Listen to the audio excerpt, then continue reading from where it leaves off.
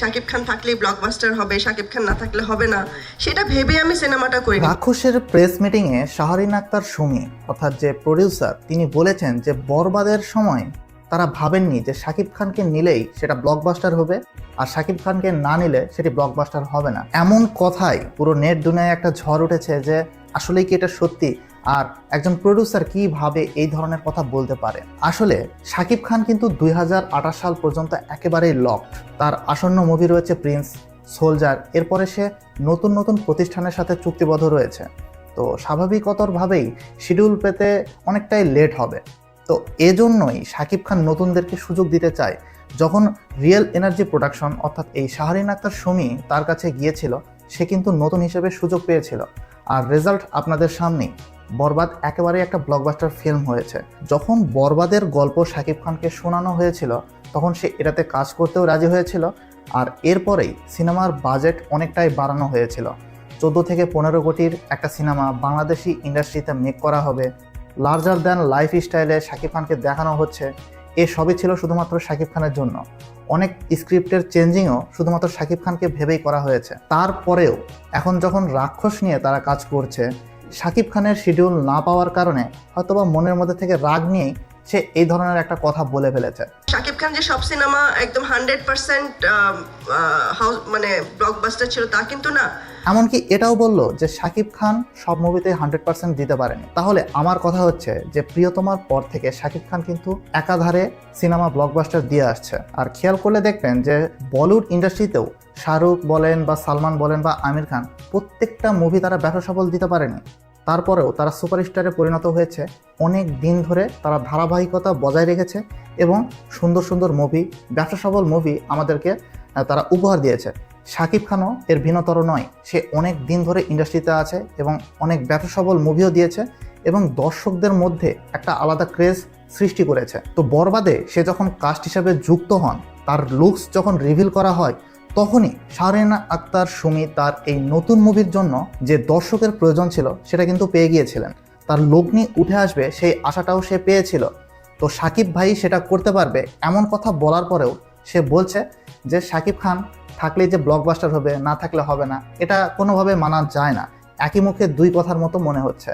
তো এটা আসলে সে একটা প্রেস মিটিংয়ে কীভাবে বললো না ভেবে, এটা আমার জানা নেই। বাট এটা আসলেই ইন্ডাস্ট্রির জন্য বলাটা ঠিক না। আপনি এখানে বলছেন যে সিয়াম একজন ভালো অ্যাক্টর।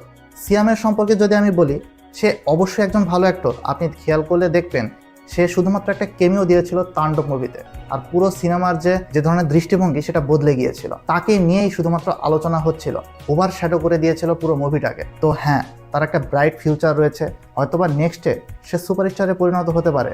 রাক্ষসের যে অ্যানাউন্সমেন্ট ভিডিও এসেছে সেটাও ভালো। এখানে মেহেদী হাসান হৃদয় রয়েছে। তো তার মেকিং সম্পর্কে আমরা সকলেই জানি, নতুন করে কোনো কিছু বলার নেই। বাট শুধুমাত্রই কি ডাইরেক্টর, প্রডিউসার এবং সিনেমার যে সকল কলাকৌশল রয়েছে তারা থাকলেই হয়ে যায়? আপনি কিন্তু খেয়াল করলে দেখবেন যে শাকিব খান একজন মেগা স্টার এমনি হয়নি। তার মুভি যখন হলে রিলিজ করা হয়, সেটা মাল্টিপ্লেক্সে হোক বা সিঙ্গেল স্ক্রিনে হোক, দর্শকদের মধ্যে কিন্তু একটা আলোড়ন সৃষ্টি হয় যে শাকিব খান একটা মুভি নিয়ে আসছে। একদম নিম্ন লেভেল থেকে একদম উচ্চ লেভেল পর্যন্ত ক্লাসি দর্শক কিন্তু সে বিলং করে থাকে তার সাথে। তো অবশ্যই শাকিব খান কোনো মুভি নিয়ে আসলে সেটা একটা ব্যবসা সফল মুভি হতে পারে, এ ধরনের আশা করাই যায়। শুধুমাত্র যদি গল্প ভালো হয়, এর মেকিং ভালো হয়, আদার্স যে সকল ম্যাটেরিয়ালসগুলো রয়েছে সেগুলো যদি ভালো হয়, তাহলে তো সোনায় সোহাগা হয়ে যায়। তাহলে আপনি কেন এই ধরনের কথা বলছেন? আমি আপনাকে একটা ছোট্ট একটা উদাহরণ দিই যে কোনো একটা অনুষ্ঠান করছেন, সেখানে আপনি মুরগির মাংসও রাখলেন, গরুর মাংসও রাখলেন, তো দর্শকরা কিন্তু অবশ্যই সেটাই গ্রহণ করবে যেটা স্বাদ বেশি, যে গরুর মাংস দিয়ে খেতে হয়তো বা বেশি স্বাদ লাগবে। তো এখানে নায়কের বিষয়টাও কিন্তু সেরকম। বরবাদে শাকিব খানকে ছাড়া কখনোই ভাবা যাবে না যে বরবাদ মুভিটা যে লেভেলে গিয়েছে, যে ইন্টারন্যাশনাল মার্কেট পেয়েছে, সেটা শাকিব খান ছাড়া কখনোই সম্ভব নয়। এটা এখন আপনি কিভাবে কল্পনা করছেন? তবে আমার কাছে মনে হচ্ছে যে একটা নেগেটিভ মার্কেটিং আপনি এখানে করে রাখলেন। আপনি যে কথাটি বলেছেন, এর জন্য যে সকল আমাদের ভাই ব্রাদাররা রয়েছে, যে সকল বন্ধু বান্ধব আমাদের রয়েছে যারা সাকিবিয়ান, তারা যদি খেপে যায়, তাহলে আপনার মুভির ব্যবসার ক্ষেত্রেই সেটা ক্ষতিকর হবে। রিয়েল এনার্জি প্রোডাকশন যদি প্রথম মুভিটা ব্যবসা সফল না হতো, ইন্ডাস্ট্রি হিট না হতো, লগ্নি ওঠার পরে যে লাভটি আপনি পেয়েছেন সেটা না পেতেন, তাহলে সেকেন্ড মুভির কথা কল্পনাও করতেন না। যদি আমি বরবাদের পর কিছু বানাতে যাই, আমাকে রাক্ষসী বানাতে হবে। আপনি তো বললেনই যে বরবাদ মুভি করে এসেছি, এরপরে আমাকে রাক্ষসী করতে হবে এবং সেখানে সিয়ামকেই নিতে হবে। যদি আপনি শাকিব খানের শিডিউল পেতেন তাহলে হয়তো বা নেক্সট মুভিও তার সাথে করতেন, বাট পাননি। এখন আপনি রাক্ষস বানাচ্ছেন। আপনি আপনার মুভির কাজ করেন, আপনার মুভিকে একটা অন্য লেভেলে নিয়ে যান, বাট আপনি একটা প্রেস মিটিংয়ে এসে এ ধরনের কথা অন্যের সম্পর্কে বলাটা আসলেই কখনোই শ্রেয় নয়। তো সবশেষে আমার পার্সোনাল অপিনিয়ন এটাই বলে যে শাকিব খান যদি রিয়েল এনার্জি প্রোডাকশনকে প্রথমবার সুযোগ না দিত তাহলে কিন্তু বরবাদ মেক হতো না, আর একটা ইতিহাস গড়তো না। শাকিব খান এই ভেবেই নতুনদেরকে কাজে নিচ্ছেন এবং নতুনদের সাথে কাজ করছেন যে এই ধরনের ইন্ডাস্ট্রি হিট মুভি তখনই ক্রিয়েট হবে যদি নতুনদেরকে সুযোগ দেওয়া হয়, নতুন নতুন ডাইরেক্টর, নতুন নতুন প্রডিউসার ইনক্রিজ হবে এবং দেশের ফিল্ম ইন্ডাস্ট্রির রূপ অনেকটাই চেঞ্জ হয়ে যাবে।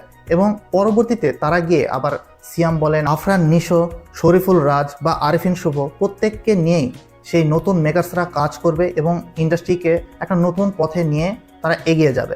শাকিব খান যদি এটা না করেন তাহলে এটা ইন্ডাস্ট্রিরই ক্ষতি হবে, এটা বলে আমার মনে হচ্ছে। এটা আমার পার্সোনাল একটা অপিনিয়ন। এর সাথে যদি আপনি একমত হয়ে থাকেন তাহলে আপনার নিজস্ব মতামত অবশ্যই কমেন্ট বক্সে জানাবেন। তো ওভারঅল শাহরিন আক্তার সুমির বলা এই কথার উপরে আমার বক্তব্য যদি আপনার কাছে ভালো লেগে থাকে, আপনিও যদি আমার সাথে একমত হয়ে থাকেন তাহলে লাইক করবেন, শেয়ার করবেন আমার এই ভিডিওটি। আর বস, আমাদের এই চ্যানেলটিকে সাবস্ক্রাইব করে রাখুন, কেননা আমরা নিয়মিত এখানে রিভিউ, রিয়াকশন আপলোড করে থাকি। আমাদের চ্যানেলের সাথে থাকুন এবং আমাদের নিয়মিত ভিডিও দেখতে থাকুন। Good bye.